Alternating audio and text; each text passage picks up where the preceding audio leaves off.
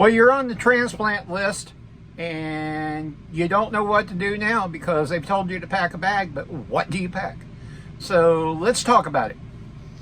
Well, you need all your important information. So any photo IDs, your insurance cards, current medications and your list of those. Matter of fact, take the original bottles, your pills with the original bottles. Not that you're going to take them there, but they need those to where if you actually get taken off those medications, they can call them there so you don't go home with them. And so that is a big thing that you need to remember to take. The second thing to bring, you make sure you pack your clothing. And you want to pack loose clothing, nothing too tight. Sweatpants, loose shirts, lounge pants, slip-on shoes, non-slip socks. You know, you don't want anything that, also you want to make sure that you pack older stuff. Don't pack any newer stuff. When I was in the hospital, I was leaking so much that they had to change my sheets about 4 or 5 times a day. So you don't want anything that you're going to have to throw away. So make sure that you pack a little bit of older stuff, clean stuff, but older stuff that you're not have to worry about. Maybe a robe or a hoodie. Make sure you get comfortable clothes for discharge. Again, you might also want to, for personal items, one thing, I'm going to cover that next, but another thing that they suggest you get is maxi pads, and that's to cover your side when you're leaking. Personal items, like I just kind of discussed earlier, you want to make sure that you bring a toothbrush, toothpaste, and any deodorant, lip balm, because your lips are going to get dry and chapped, any kind of lotion for your skin, hair care products, hairbrush, anything like that, glasses and contacts. You want to make sure that you're going to be able to see. Then number 4, you're going to have some downtime and boredom in between all the doctor's visits, all the nurses' visits, all that. You're going to get bored, and TV can only take you so far. So you want to make sure you bring your phone if you need to scroll, keep in contact with loved ones, and make sure you bring at least a 10-foot cord, and that way you have a long enough cord that will go from the wall to your bed. And bring your tablet or your Kindle if you want to read ebooks, regular physical books, or a journal if you want to write, puzzle books.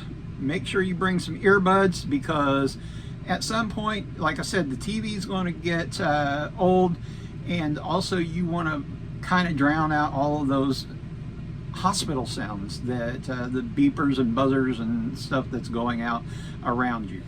All right, guys, the other thing that we need to plan for is our housing. Know what to expect from your transplant team.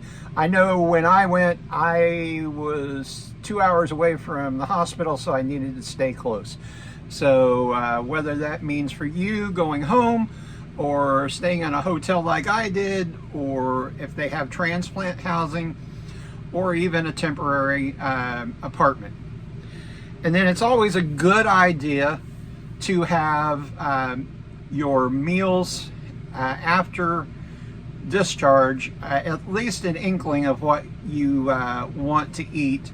I know that it changes daily, but we can get a list together of things that you like, and be sure that you plan on getting a lot of protein in that. That's one thing that they will want you to do, is everything that you get, even snack or sweet, make sure it has protein in it, because every ounce of protein and every gram of protein helps you heal. So